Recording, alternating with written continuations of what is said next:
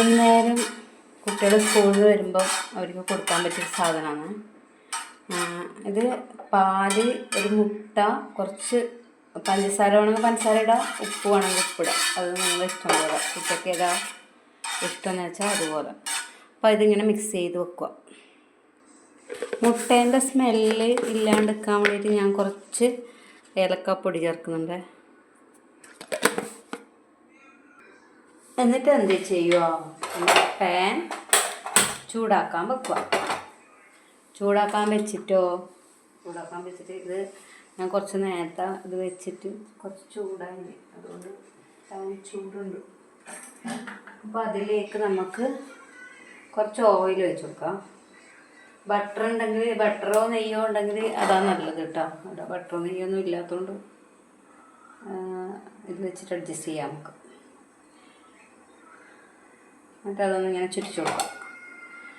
ചുറ്റിച്ച് കൊടുത്ത ശേഷം നമ്മളെ മെയിൻ സാധനമായ ബ്രെഡ് എടുക്കുക. ബ്രെഡ് എടുത്തിട്ട് പാക്കറ്റ് കട്ട് ചെയ്യാം. കട്ട് ചെയ്തിട്ടല്ലേ അടുത്ത പരിപാടി. അടുത്ത പരിപാടി എന്താണെന്ന് വെച്ചാൽ, നമ്മൾ ഈ ബാറ്ററി, ഈ സംഭവമില്ലേ, നമ്മളെ മുട്ടയും പാലും കൂടിയിട്ട് മിക്സ് ചെയ്ത് അതിലേക്ക് ഇതൊന്ന് ഡിപ്പ് ചെയ്യുക. ഇതിങ്ങനെ ഡിപ്പ് ചെയ്തിട്ട് ഇത് നമ്മളെ പാനിൽ വെച്ച് കൊടുക്കുക. ഉണ്ടോ? അങ്ങനെ നമുക്ക് എത്ര ബ്രെഡ് വേണോ അത്രയും ബ്രെഡ് എടുത്തിട്ട് അതേപോലെ ഡിപ്പ് ചെയ്യുക, ഇതിൽ വെച്ച് കൊടുക്കുക.